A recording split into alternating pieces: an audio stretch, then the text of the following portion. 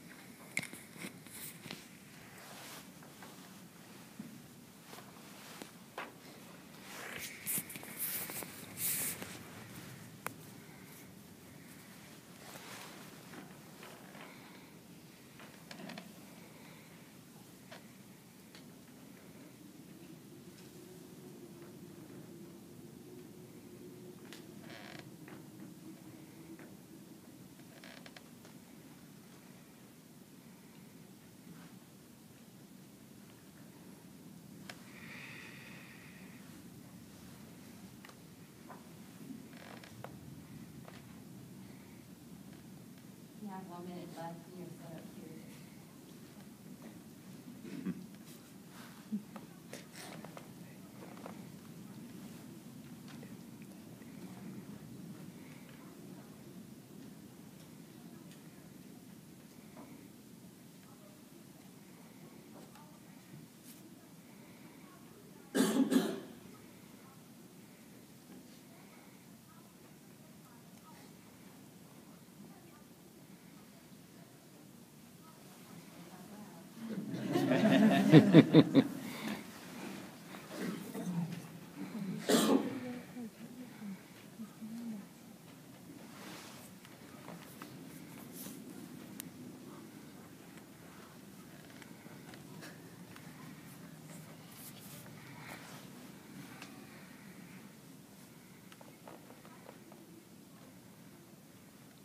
You may now begin your presentation.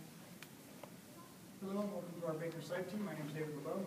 Joanne Heston, Adelia Bailey. Joseph Baso, Gerald Bauer, Chandra Luchenbell. Christy Blevins. Stephanie Davidson. Valmanda Divine. I'm Jamie Dyson. And I'm Alex Mulch. from Baker College, Flint, Michigan. Baker College is a privately funded college, roughly 5,000 students with areas of study such as nursing, engineering, graphic design, and its business as well. Today we'd like to talk to you about St. Luke's New Life Center and Michigan Gowns to Cover. And we have a short intro video for you.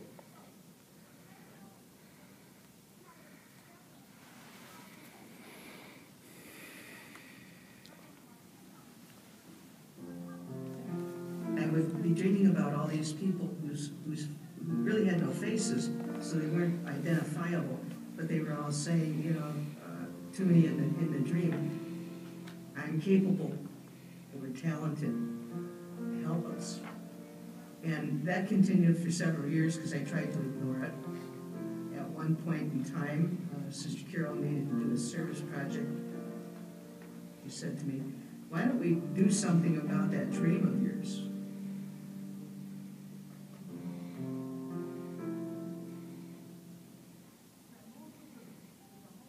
We began taking food, a small meal, which was hot dogs and things, and clothing out onto the streets of Flint. One day, while we were out there, a woman approached me and asked if we had any infant baby clothes. We knelt in the snowbank. It was in January. I remember it clearly. And as we're rifling through it to try to find the correct size and gender, she said to me, these are not for me. They're for a woman that gave birth alone by herself in the abandoned home next to her the night before. We drove away from that experience that day and said to each other, we've got to do more for the women of Flint. And that's when the New Life Center was born.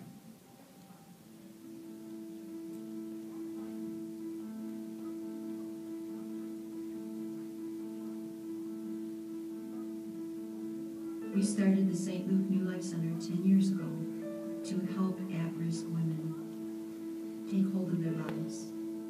Not to band-aid things with the giveaways, but to actually do something that might help change their lives. Primarily, it's to help them get off the welfare rolls. That's our goal. That's their goal too. 3 years ago, the job market in Flint fell apart. So we started a business because we had to find a way in which we could take the mission and make it more valuable here in Flint. The business is called the St. Luke New Life Enterprises. It's under the umbrella of the New Life Center. And in that, we make hospital gowns that we've designed and scrubs so that we can be out in the medical world and sell them. Baker got involved with a simple letter that I sent probably 2 years ago or 3 years ago now, and it ended up on Kevin Loeffler's desk.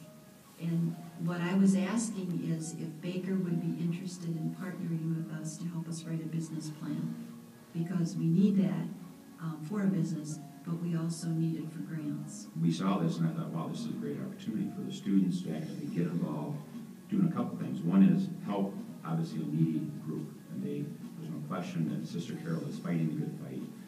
And two, they can actually get involved in doing something business-wise. Baker College basically has a philosophy that we want our students to be actively involved, not only understanding the theory of business, but actually doing it. The first thing we actually did was develop a business plan, what they're doing, how they're doing, who's their marketing, etc.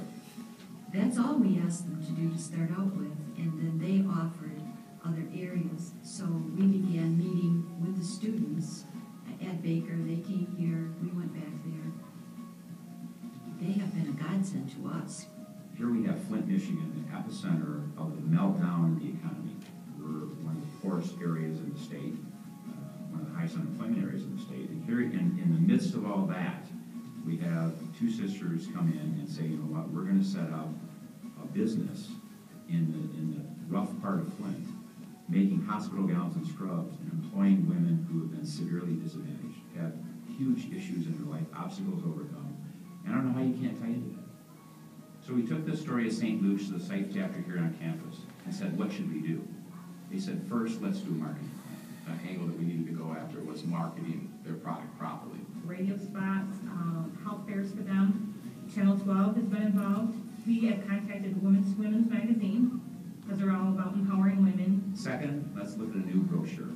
We developed a brochure that remodeled the image of the St. Louis business, and now it is up to date with the technology of the QR code. Third, let's give them a new website.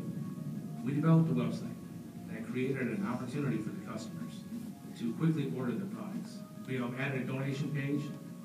And fourth, let's find a way to save costs through process improvement. We looked at some productivity improvements that reduced the wear and tear on the workers. We also wanted to make them more efficient. We wanted them to get more work done in the same amount of time. Also, we wanted to improve the flow of the room. We wanted to make it more conducive to the jobs that they were doing.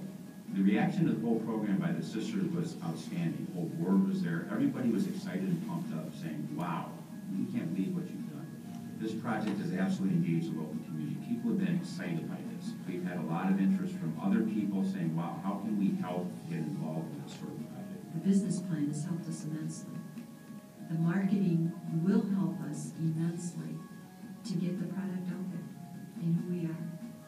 My goal is to have the room filled with women that are all sewing, that we can eventually burst out of that room someday so that we'll need a different space, a larger space.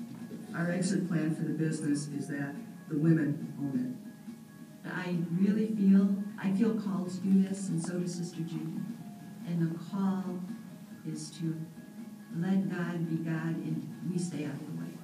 So we really facilitate what is happening here, but every time there's been a need, we have wonderful donors, we have wonderful partners like Baker, that really help us because they believe in what we're doing. Watching the human spirit push through all the negative in their lives and all the bad treatment in their lives and come out on the other side with a smile and a goal is very rewarding.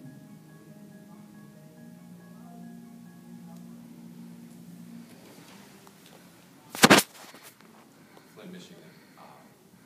There's a lot to be said about it.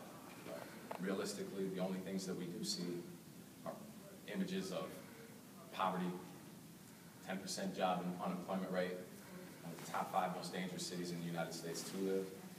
On top of that, in Michigan, we're 161% above or below the poverty line, and 115% below the national line. Population at 100,000, yet in the 1970s and 1980s, we were closer to 200. 73% of our population, female population, live below that poverty line. So we decided we needed 4 categories to really focus on to help their business. The first one today, streamlining production. Of course, when we first started working with the sisters at St. Luke's, we knew that they didn't have a lot of business knowledge and that they were still a fairly new business. And keeping that in mind, we didn't want to go in there and have any real huge changes or too many little changes that they wouldn't be able to handle it. Keeping that simple fact in mind, we worked with Professor Cynthia Delbridge from the college, resident expert on production operations, and with her assistance we performed numerous time studies with the sisters. We actually watched them, see, and we was able to narrow down to 3 key areas for improvement. The first area we hit on was the cutting tools they were using. They were just using simple hand scissors to cut their fabrics. We suggested using a very simple electrical scissors, really improved their efficiency. The second key area we hit on was the templates they were using when they were cutting out their designs from the fabric. We offered them using a hard plastic template. This reduced their waste. It was a lot more efficient for the cutting. And the last area we hit, we actually had our architectural student, Alex. He mapped out the room, designed it for them, and we looked at the design they were using for their products and their production flow, and we actually offered some minor suggestions of what they could change. And by making these slight little changes, it improved the production flow of one product from start to finish. And for a little more details on these 3 areas we found, I'll give it around. Just to fill you guys in on what we did to help streamline the production, I want to go back a minute to the cutting tools we were talking about. Prior to us coming in, the worker was using manual scissors, as you can see up there in the picture. And this was just really stressful for the worker. It was a lot of work on their hands. It was really slow and efficient. It was just not a good process to use. So we got together our production streamline team. We researched some consumer tools. And what we did is we took those cutters out to the site. We actually let the workers use them for like a week or so, and they just loved them. They just loved them. Actually, what happened is it allowed the workers to cut more layers of material at a time. So instead of cutting 1 or 2, she was cutting like 6 or 7 or 8, depending on the type of material she was cutting. Also, it allowed her to cut that material a whole lot faster without doing that repetitive cutting motion and, causing a lot of damage on her hands, a lot of wear and tear. The next thing we looked at was the templates that they were using. Prior to us coming in, they were using paper templates. A lot of those paper templates were just ineffective, inefficient. It didn't stay on the workspace the way it should. So we started revising those templates. We actually redeveloped them into some cardboard templates. We made full-size templates that they could lay out on the fabric to help reduce waste.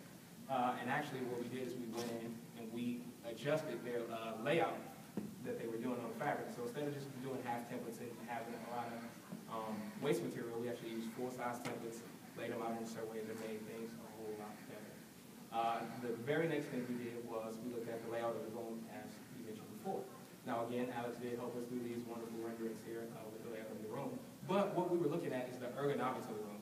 Where were things placed? Where were they going to get from point A to point B? If I needed some more materials or I needed some tools, where was I going to get those tools? And we found that a lot of this material was spaced out all out the room. They had to go to one end to get some thread. They had to go to another end to get some cutting material. They had to go to the next, another corner of the room to get something else. And that just wasn't efficient. So Alex made us a great layout. He helped to redesign that. And we actually showed it to the sisters with these renderings to help shrink that change because they are starting entrepreneurs. They are new at this. And if you come in with something and say, wow, we're going to do this, sometimes they'll be taken a little back. So these renderings help to actually shrink that change and make it a little bit more realistic for them. And that pretty much sums up what we were able to accomplish in the streamlining process, and we'll move forward to the brochure. And with our brochure, we really wanted to take the whole brochure that really talked about their cause and modernize it to the business side of things. Before our invention, the St. Louis brochure was made to target those individuals who found interest in the St. Louis program and the sisters' cause. It didn't mention much of anything about the business of the grounds and scrubs, so we wanted to include that in the new brochure. And we also saw that the old brochure was only located in the church district. So with that idea, we wanted to make sure these brochures were reaching the people they needed to reach, the new target markets that we found. And what we realized is by pushing these brochures in the right direction and talking about the business and giving better fonts, better quality pictures, and actual pictures of the girls doing the work there on where they're at. And we wanted to talk more about the cause as well. So inside of the first page here is their mission statement, and it really sticks to the cause. And we'll talk more about that in a second. First, we wanted to look at the brochure from the customer's perspective to get a better understanding of what they would want to look for. And we saw that with these new target markets, it was absolutely necessary that we stay true to the sisters' cause of empowering the women of Flint. But we also wanted to include these target markets by making the brochure appealing to them and bringing in potential buyers. Through the use of QR codes there, we've come up with a few links here that allow not only the new age technologies to send you directly to the website, but we also sent it to donations page as well. And the donations pages, we have over here to the right a picture of handbags and cell phone covers.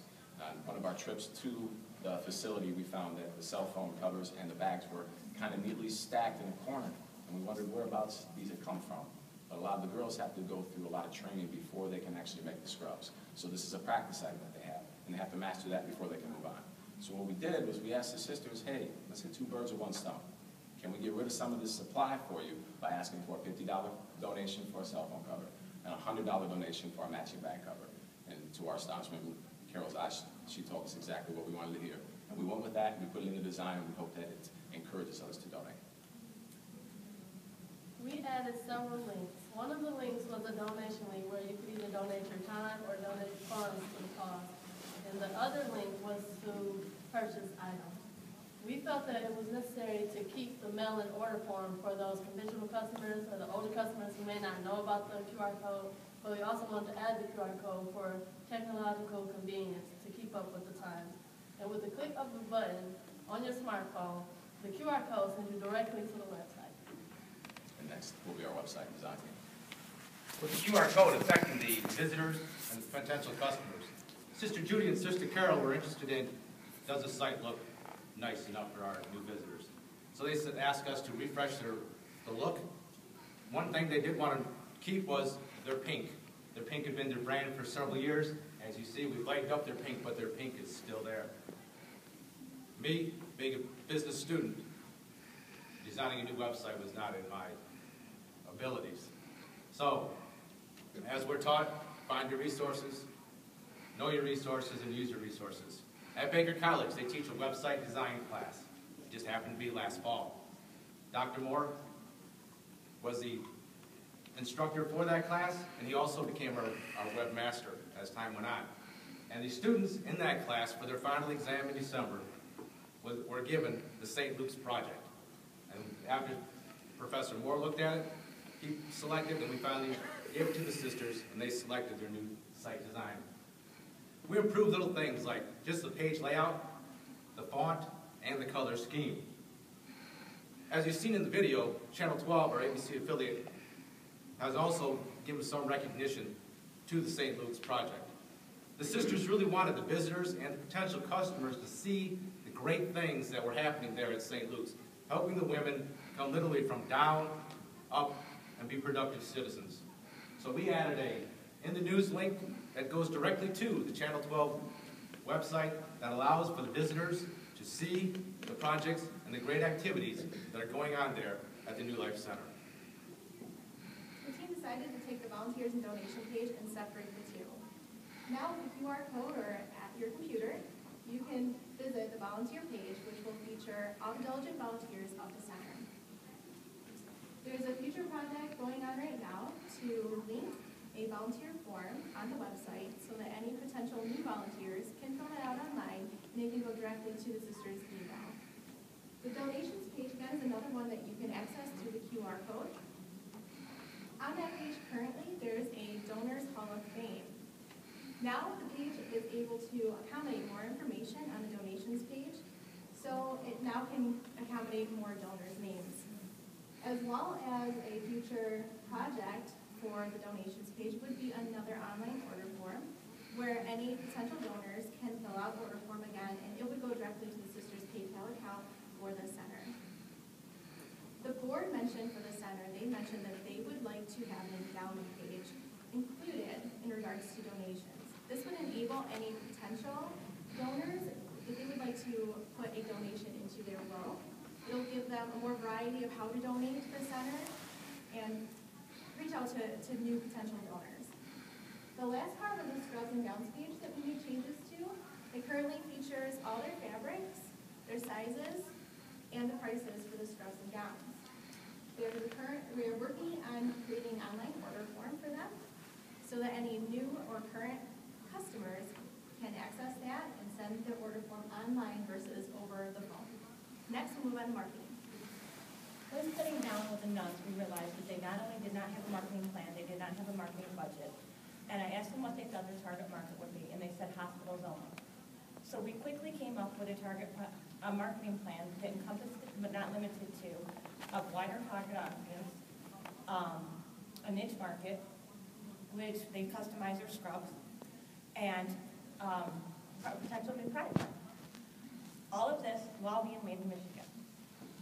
We've expanded the target market to include colleges. Baker College, for example, in Flint, uses 7 types of scrubs with their different programs. Then you have doctor's office, vet's offices, adult foster cares, and group homes.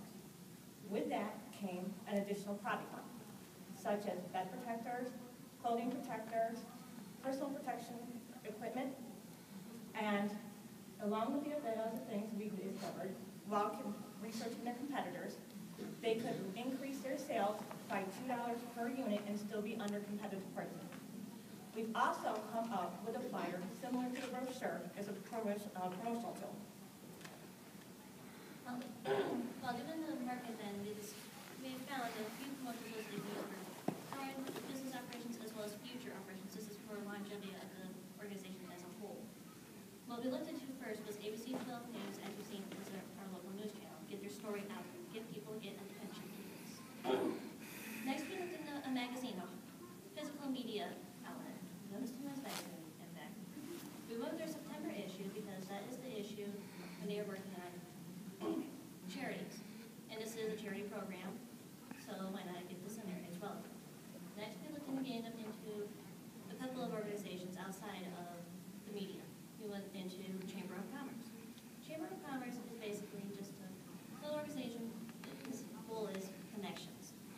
Get their connections out there, get into different businesses for solicitation rates. Same thing for Buy Local, Trade Local. That is basically buy businesses for businesses where you trade services for services. Solicitation, get your name out there, create connections, get them out there more. Next, we're going on to the summary. Flint, Michigan is recognized as a city that nurtures General Motors and United Auto Workers. It is emblematic to America's automotive manufacturing meltdown, resulting in extreme levels of poverty for Flint.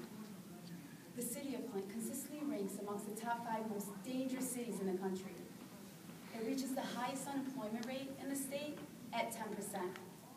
The poverty level in Flint is 161% greater than the Michigan average and 115% greater than the national average.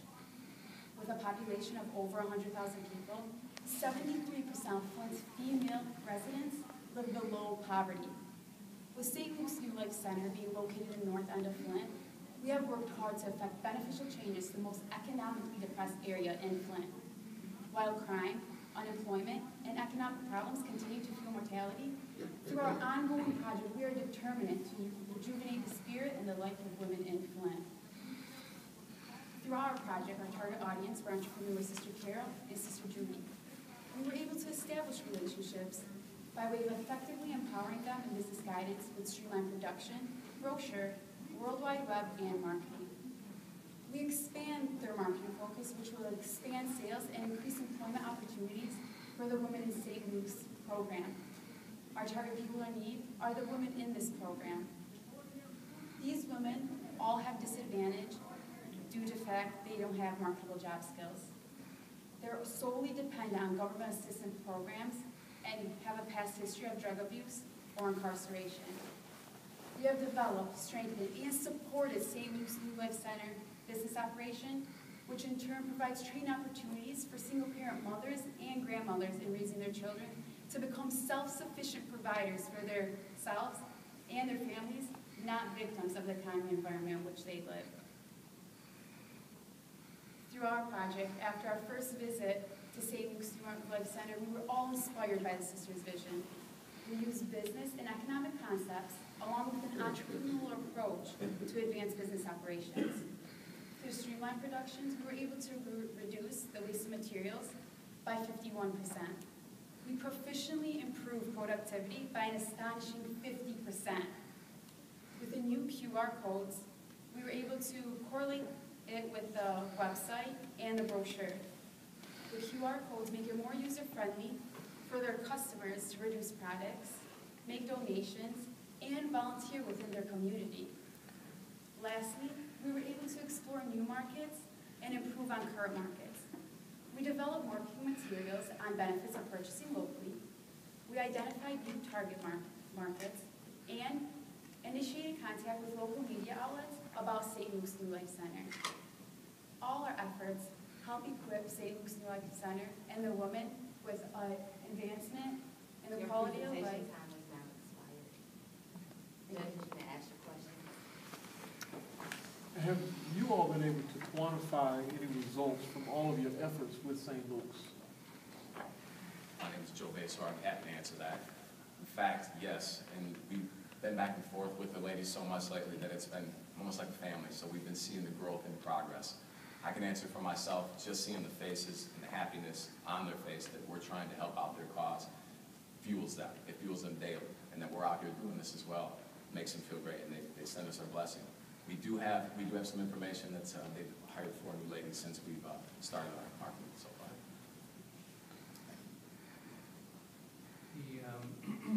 The sisters' exit plan is to turn it over to the ladies.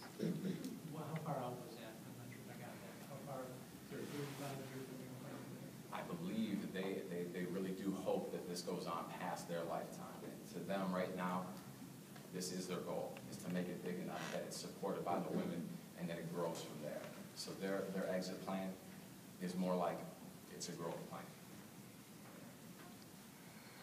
Did they find any retail shops that are willing to sell these? That's an excellent question. In fact, that's an area we've just recently talked about adding to some of our plans. In fact, as of now, like we stated earlier, just hospitals that they targeted to begin with.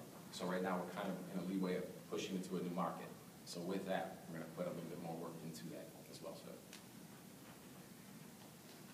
Are you helping them sell the scrubs, or do they have designated people that are, like some people are sewing and some people are trying to sell? How does that work exactly? Absolutely. The nuns are contacting, the nuns are being their own salespeople, and we're just kind of guiding them. And they have actually started selling to a vet and 2 doctors. And MRI, yeah, they have MRI. And then MRI place, and they're meeting with Maternal Hospital this week. So they're growing more.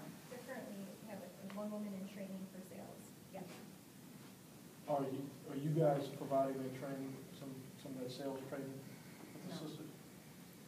No. We're happy to help out if there was a question of need, and every time they've asked for help, we've been right there to help them, so we're looking for that question.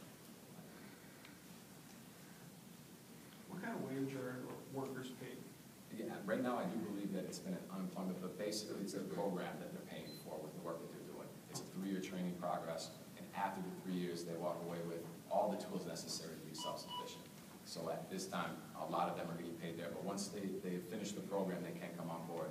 And I believe they had 8 women. NewPath does pay, some of the women are from NewPath, and NewPath does pay them. And NewPath is a correctional facility.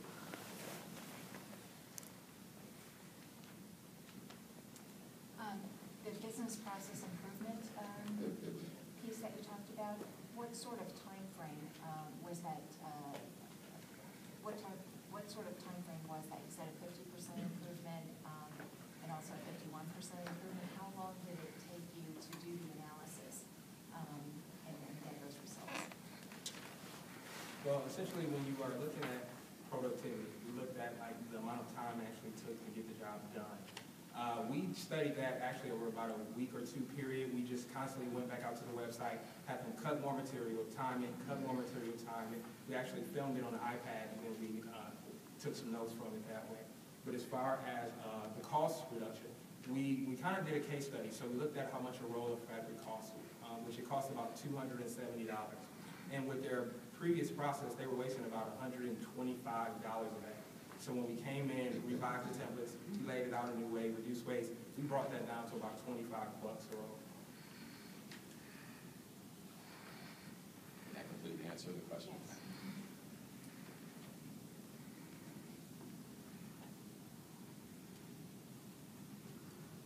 Judges? How many individuals have gone on to find jobs through this project? The majority of the girls that have finished have stuck around with them to work on the scrubs. So I do believe that right now they have 8 women and then 4 more for the program. Can you talk a little bit more about the volunteer registration? That's not us. Oh. I'm just curious if the volunteers are both individual and like community groups come in and volunteer. I am us. your time has expired. Judges, please show me.